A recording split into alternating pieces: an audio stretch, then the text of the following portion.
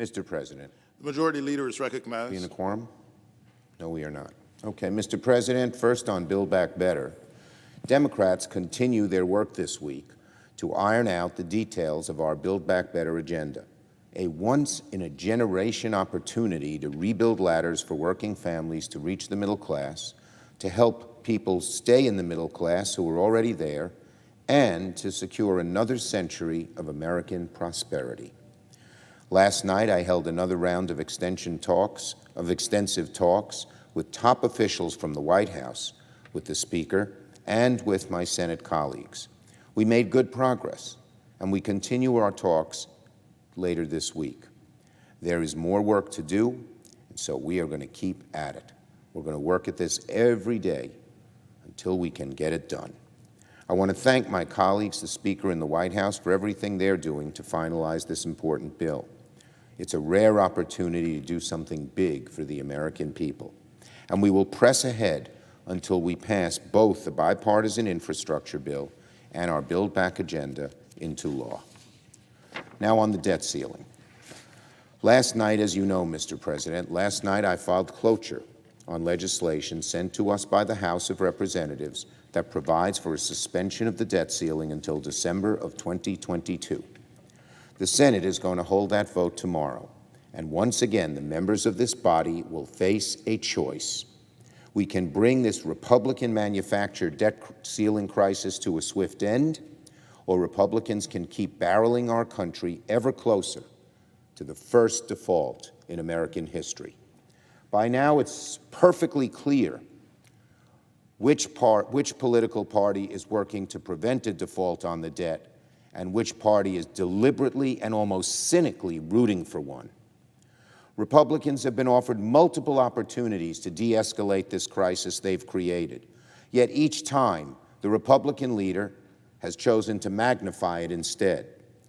Last week, Democrats offered a common-sense proposal that would have addressed the debt ceiling on a bipartisan basis. Republicans voted instead to default. Democrats then offered Republicans what the Republican leaders said they've wanted by proposing a simple majority vote, exactly what happened in the early 2000s. And again, Republicans blocked it in favor of default. By now, it's clear that despite what they say, Republicans seem intent on seeing the U.S. miss out on its payments for the first time ever. They seem perfectly at ease telling the American people, including our active military, our Social Security recipients, and all those who rely on Medicare, that they are unequivocally the party of default. The Republicans are unequivocally the party of default, and some of them seem to be proud of it. It's hard to believe that one of America's two major parties would be willing to jeopardize our entire economy and irrevocably damage our standing throughout the world, just because they don't like that the party that won the election is following through on its agenda to help American families. But that's what's exactly going on here.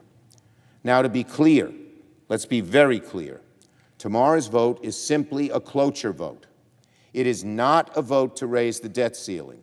It's rather a procedural step to let Democrats raise the debt ceiling on our own, just as Republicans have called for. Let me say that again so all my Republican colleagues can hear it and the American people can hear it loud and clear.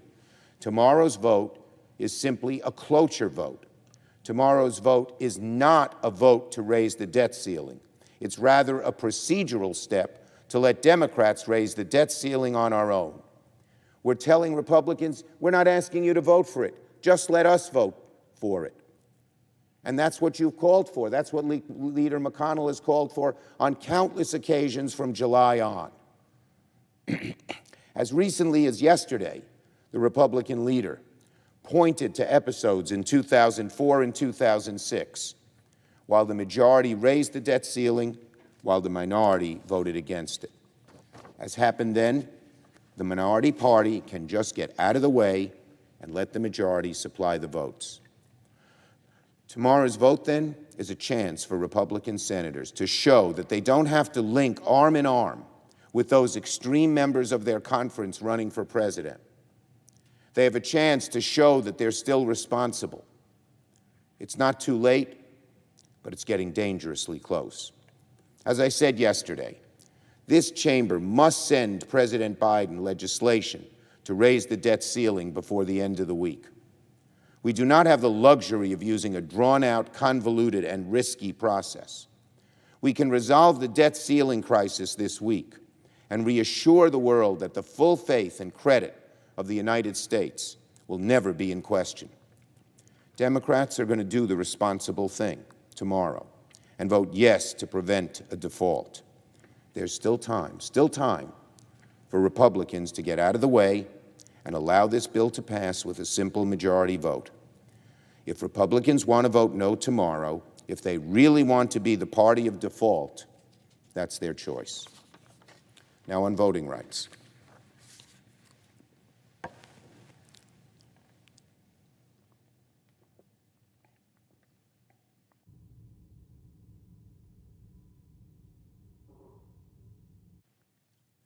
Mr. President, despite all we must do in the coming weeks, Senate Democrats remain strongly committed to advancing legislation in this chamber to protect the most precious right in our democracy, the right to vote. Later today, my friend, the senator from Vermont, Senator Leahy, will introduce the new John Lewis Voting Advancement Act. I am a co-sponsor, and it is my intention in the coming weeks for the Senate to hold a vote on this bill. As a complement to the Freedom to Vote Act, Senator Leahy's bill would restore some of the most critical safeguards of the original Voting Rights Act, gutted by the Supreme Court's conservative majority in 2013. Perhaps most importantly, this proposal would reinstate the so-called crown jewel of the civil rights movement, the VRA's pre-clearance coverage formula, retailored for the 21st century. It would also adopt new provisions to address the next generation of suppressive voting, already sprouting in states, unfortunately, across the country. Critically, this new bill also responds to the court's troubling ruling in the Brnovich case of earlier this year, a decision which further weakened the VRA's protections against state practices that hinder minorities seeking to vote. I'll have more to say on this later, but for now, I want to thank my colleague from Vermont for his diligence and leadership in our fight to protect our democracy. The Senate must act soon if we're to successfully defeat the anti-democracy forces of the far right. And we will. We will do just that. Mr. President, I yield the floor.